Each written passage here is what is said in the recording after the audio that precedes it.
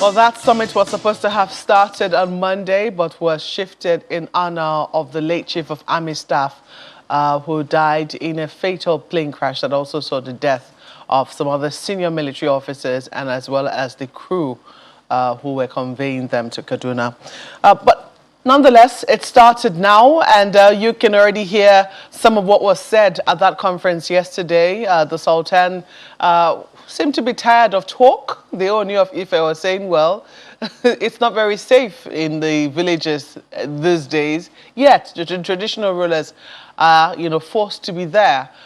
For the Senate President, you also heard his own submissions as well as the Speaker giving reasons as to why the conference was needed in the very first instance. But this morning, we are joined by Honorable Bamidele Salam, who is a member of the Special Committee on National Security. Well, let me quickly get this, Honorable. Is the National Security, is it this conference you're holding, or there is another committee in the House which is on national security?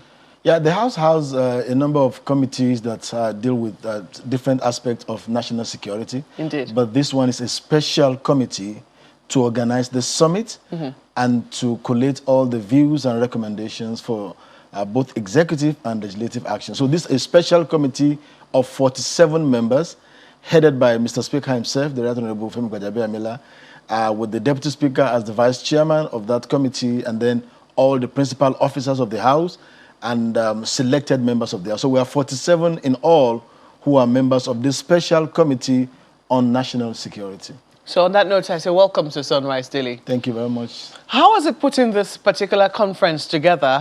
Because I must imagine that the security challenges too were maybe at the heart of your mind, and also when you look at the fact that constitutional review public hearing was also going to start that same yesterday. I'm sure you also had to put into consideration the fact that maybe some of your members would have wanted to hear what was being said there. Absolutely. But how were you able to eventually decide that this is what you're going to do and you're going to host it at the NIA, which is also quite significant? Yeah, you agree with me that there's absolutely, perhaps no more important issue today in Nigeria than the issue of security. In any way, the Nigerian Constitution itself says that the security and welfare of the people shall be the primary purpose of government. So, and in the last 2 years of our legislative action in the 9th House of Representatives, security has happened to occupy more than 60% of the issues that we bring up in terms of motions and bills and other forms of engagement. And again, it is the topical issue today in every part of the country. And so, in the month of March, the House decided that rather than, having this bit of motions and bills and other engagement here and there, why don't we convey a summit which will be all-encompassing and give us a more holistic view of what the issues are, and then, begin the implementation at all levels. So we decided that whatever we need to put aside to focus on this is worth it. In fact, yesterday, the ECOWAS Parliament we're going to start is sitting. The Deputy Speaker, for example, is the first Deputy Speaker of the ECOWAS Parliament. He has to abandon that to come for, the summit. The Speaker himself had a lot of other engagement. So this shows that we put this on the front burner of our legislative activities, especially in this, 5 days that we're going to be having the summit. And I think it is worthwhile, even from the opening ceremony yesterday, from the input we had, from the traditional rulers, from the service chiefs, from the president himself, the speech that the president delivered through the secretary to the government of the Federation, the speech of the Senate president, and of course the technical session that held behind closed doors, all show us that indeed it is worthwhile to dedicate these 5 days to discussing national security and trying to evolve new and better ways. We have been on this for quite a while. The Boko Haram started 2008 or 2009, thereabout. We've been fighting this war. We have not won the war. What do you think? Yeah. What do you think will be coming out of this conference that will not be, or that you will not ordinarily be able to bring out from just the sit-ins of the House of Representatives and the oversight of its standing committees on security? Okay, fantastic. You see, security is a very complex issue. and it is also an evolving issue. There are aspects of our security challenges that in the last, 5 years ago, no one could imagine, the extent to which they have gone today. And the reasons or the causes of most of these challenges are myriad. They are different kinds of reasons, and some of those reasons are either evolving or getting deeper. Now, by engaging stakeholders and experts, we have a better understanding of some of the non-kinetic measures that can be put in to tackle some of these problems. His Eminence, the Sultan, when he was speaking yesterday, spoke about the fact that, well, we have had a lot of talk and talk and talk. Yeah, very true. But again, that's what democracy is all about. Democracy is about engagement, is about talking, is about communication. And there is no island of knowledge anywhere. As members of the National Assembly, we have initiated some measures, for example, on police reform. But I want to tell you, Maobe, by the time we listened to some of the expert position yesterday, we had new insight into some other things that needed to be done. To the fact that Nigeria today, most of the security engagement which our armed forces are involved with are ordinarily duties of the police. Everybody knows that. But we have got to a stage where our police is no longer able to cope with those challenges. So why? Is it the question of personnel? Is it about training? Is it about equipment? Is it about the orientation of the public to policing? Is it about the structure of the police? So what new insight did you receive on that? Oh, yeah, well, because again, we are holding these sessions behind closed doors, it may not be possible to disclose all the input we are getting, on the media. But let me put this, for example, in perspective. There have been calls for state police. There have been calls for a decentralized policing system. Now, the questions that will come up is, to what extent do we decentralize our policing? In some countries of the world, even local governments run the police system. Traditional institutions have a role in the policing system. How do we ensure that we have our early warning system incorporated into our policing system? These are some of the issues that we didn't look at in a more detailed manner before now. And one of the presenters came yesterday and dealt extensively on the issue of the early warning system, the intelligence gathering, and the emerging youth bulge that we have in the country today. We have a very large number of youthful population that are growing up and are faced with the pressure of economic survival, social integration, lack of inclusiveness in government, what they perceive as lack of inclusiveness in government. In fact, His Imperial Majesty, the Oni of Ife, raised a poster yesterday asking, okay, we're having this summit. What percentage of participants in this summit is a representation of the greater number of our demographic? That is the youth. People 35, 40, and below.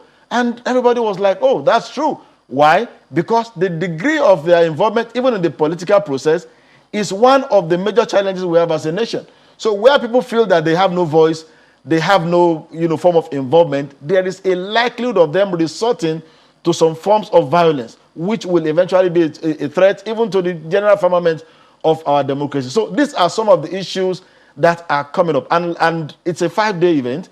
We're continuing today, and I'm sure many others will come up. By now, we have received over 200 memoranda from the public. There was a publication that was put out early in May calling for memoranda from stakeholders, the civil society, student groups, youth groups, women groups, and quite a number of individuals and organizations have sent in their memoranda, over 200 of that, which we're going to be just considering. for this security summit. Oh, yes, absolutely. That shows you the magnitude of the problem on our hand and the sensitization of the public. If you ask any Nigerian today, what is our number one problem that we need to tackle? It will be security. Because without security, no other thing flows. I'm just wondering how all of this is going to be reconciled, considering the fact that the Constitution Amendment is currently ongoing, which you're also very involved in as the House of Representatives. And I'm sure that you've also received lots of memoranda on that as well. Absolutely. How are you going to be able to reconcile the I mean, you've also seen the meetings of the governors of the South. Before now, I think we saw meetings of the governors of the North as well, and all of them issuing their communiques. Oh, yeah. How are you going to, because all of these things they believe are the solutions to the security situation which we're currently facing. How do you think that at the end of the day, the House of Representatives, because some people would have said that maybe you should have hosted this in conjunction with the Senate the security summit? Yes, to achieve more results. Because they're wondering how it is that the House of Representatives single-handedly hopes to change the tide with regards to security. Well, the framers of our Constitution actually have at the back of their mind the need to broaden input and participation when they're designing the bicameral legislature. The Senate is a separate arm of the legislature, just like the House of Representatives. And don't forget, before now, there had been resolutions passed by both houses at different times, and most of those resolutions center around the same thing: calling the president to declare a state of emergency, calling for the sack of service chiefs, calling for an overhaul of the security architecture, and so many other measures that that were suggested. But in the wisdom of the House, as the body that has the greater number of the two, and has the connection to the larger number of our constituents, 360 members representing 360 federal constituencies, we believe that we have an opportunity to serve as the eye and the ear of the public on this issue. And now let me say this: there is no the solution to what we have on hand. There's no this solution. There are quite a number of options that are on the table. As it is in every other part of the world where they have issues like this, you will have people coming up, with suggestions or with demand, just like the southern governors did, the northern governors did. And if you consider the resolutions of the two blocks of the Governors Forum, you will find a lot of similarities in them. Now, some of these require that we tinker with the present laws. They require that we either, amend some of our laws or, enact new ones entirely. The point is some of that them the also House, require... Indeed. The point is that the House of Representatives will still require concurrence with the Senate. Oh, absolutely. And we've been having that. There's no issue. You could see the Senate President, coming to attend the summit yesterday. There is absolutely no issue with that. Even when we pass our laws, when we pass any bill, you require concurrence. And in almost 100% of the cases, you have not had a situation where one house, differs from the other, because we always have a conference. Don't you think it will make the process faster? That's what I'm saying. No, absolutely. If you're both on the same page and had achieved the results together. We are on the same page in terms of intent. We may not be on the same page in terms of the modus operandi, and that happens, in every other clime where you have a bicameral legislature. But the most important thing is that we are both set to address the problem, and we're going to address the problem holistically in conjunction with the executive. Don't forget, some of these things that we're also going to do, the Speaker before this summit had to seek the buy-in of Mr. President. Mr. President is the Commander-in-Chief of the Armed Forces. Whatever we will decide on that needs executive actions will have to be agreed to by the President and his cabinet. And he has agreed that whatever recommendations we bring out of here that needs executive actions will be acted upon by him and his cabinet. Let's quickly flip this to Lagos now for questions from our colleagues. Chad? Yeah, well, these were some of the things that were said about some of the previous laws that were passed that were not assented to by the president. So what happens in the event that, the National Assembly finishes this and the president doesn't assent to it? Well, we have a hope that Mr. President will live by the commitment he has given. The Speaker and the leadership of the House met with him, and he did give them a commitment that he was going to be favorably disposed to the outcome of this engagement. And these are, Mr. President was elected by Nigerians, and we're bringing in, critical stakeholders in the Nigerian project to come and deliberate on security. I'm not sure that he will sit and, say whatever they bring up is meaningless. So I don't want to assume that the president will not take the necessary action, because he himself, from the speech that the SGF delivered on his behalf yesterday, identified this as the most important issue to be confronted today and asked that all stakeholders in the Nigerian project should be involved in whatever we're doing. So whatever we bring up for the president, I want to believe very strongly that he will act in accordance with the commitment he has given before we convene this summit. Well, you say you have hope, but everyone knows that hope is not a strategy. But, you know, how does this security summit, because there are people who think this is not our immediate challenge or problem. How is this going to address, why are they not arresting the foreign herdsmen who are killing people on almost on a regular basis? How does this address it? Well, you see, I don't want us to oversimplify, you know, some of these issues. Now, if we have specific cases of a failure of the policing system, it is a problem that has to do with the operations of the powers given by the law to the Inspector General of Police, and he can be called to account on those ones. If there are cases of people who have been found to perpetrate crime and are working freely in the society, the public has to hold, and of course the legislature will hold the Inspector General of Police accountable to that. So if anybody has a specific instance of such happening and bring that to the notice of the House, we have a committee on police which will definitely act on that. We have a public petition committee that will hold on that. But what I'm saying is that the problem we are faced with is far beyond all those. The problem we are faced with is a situation where today in Nigeria, from just a part of the country which have been bedeviled with the Boko Haram insurgency a few years ago, we have the problems of insecurity spreading virtually everywhere in the country. You have attack on public buildings and institutions in the southeastern part of the country. You can't move from one state or the other in the southwestern part of the country today without having a security cover. You have a situation where farmers can no longer go to their farms in the north central, leading to a major challenge in food security, which is a very important component of security. Now, these are issues that are, broader in perspective and needing us to sit down as an institution and facing them, frontally. If we don't put this on the front burner of our discourse as we are doing today, I'm sorry, I don't know what will result in where Nigeria will be in another 4 or 5 years if it continues this way.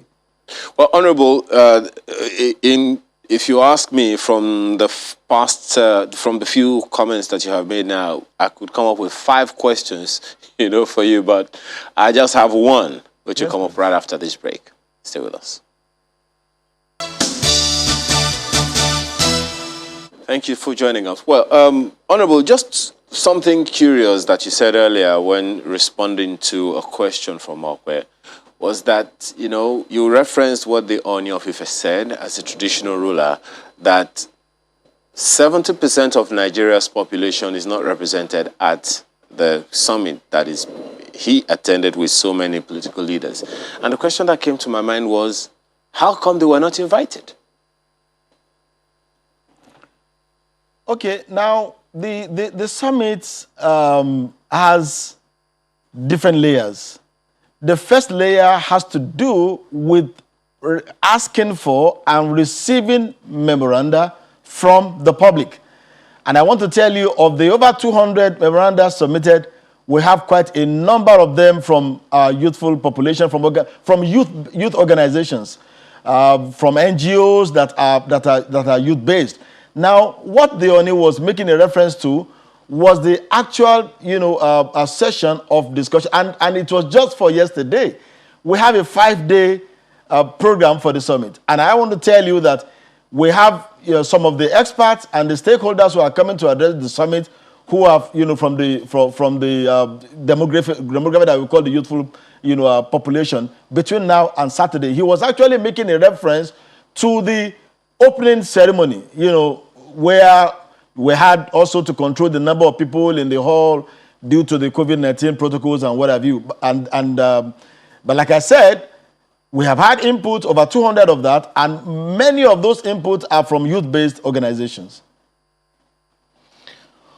Well, we'll see whether or not they will eventually if that is how you also take into consideration the opinion of the youth, we'll see how it eventually will materialize into, meeting the aspirations and their yearnings. Well, we have to thank you so much for coming on Sunrise Early this morning, Honorable Bamidele Salam, who is a member of the Special Committee on National Security, putting together this conference being organized by the Summits. The summit. What's the difference? I'm just curious. Yeah, we have had too many conferences. This one is more technical than just having a jamboree of speakers. So we prefer to use the nomenclature summit so that it shows the depth we're going on it. Okay, so putting together this summit by the House of Representatives. Thank you so much for coming on Sunrise Today this morning. As always, we would always like to take your feedback, and we're saying a few of them here. Honorable Ademola Alalade has this to say on the Security Summit. He says, National Security Summit is a fantastic, but will definitely, I guess it means it's a fantastic idea, or is fantastic, but will definitely not yield any result if government is not determined to expend money in tackling the root causes of the security challenges facing the country. Money spent on the summit can be diverted towards securing lives. That's from Honorable Ademola Alalade. Well, this one is from Amos Tom. Says, we want true federalism where the state will have control over its resources. But the same states have refused to hold free, fair and credible elections at or to the local government level. Will the states agree to a merger? When someone wants to go elsewhere. Look at this one from Muiz Bakar. He says, talking about true federalism. While I agree with true federalism, in parentheses, a lot needs to be done by state governments to assure the residents that they will act in their best interest. Today, we can easily ask how much IGR and FAC each state gets. Do we have commensurate development in it? And Olajide Precious has this one. He talked about 1999 Constitution Review exercise. He says the Constitution Review will be a waste of time until there's a broken wings of connection, okay, by our political elites who, through an open opportunity given to them, siphon every job employment that comes to their table, okay, until we've broken the wings of connection, okay. I see what the point is. That's Olajide's take on the matter. James Agba says, making the 6 geopolitical zones the federating units, each with a zonal assembly as against the present 36 state assemblies and 2 federal legislative assemblies, will greatly enhance our political development. Well, James. This is from Victor. He says, one cannot patch a foundation. You make a new one. Constitution amendment is just patchwork. The people know the right thing, but they don't have the mind to do it. So what if we ask for it this time? Malwe? Well, Yomi says this one, says, there is no failure for a man whose spirit is unconquered, no matter how late they are or how many and repeated his failures. Success is still possible. I'm urging all Nigerians to give the 1999 Constitution Review necessary support for posterity's sake. He says, great idea. Well, what a way to end it when you talk about posterity. Today is Children's Day, and I think that is a fine place to leave it. It's not a public holiday. It's only a public holiday for the children.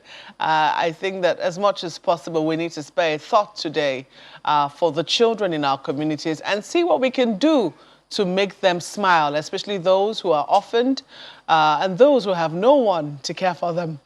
Thank you so much for watching this morning. I'm Maokwe Ogun Yusuf. You know, just wondering, what if they bring the youths in that summit and they say, we want a new constitution? What happens? That's a $1 million question, or a $1 billion question. Amaya Makide, have a wonderful day and please remain safe. I'm Chamberlain, so we'll see you tomorrow.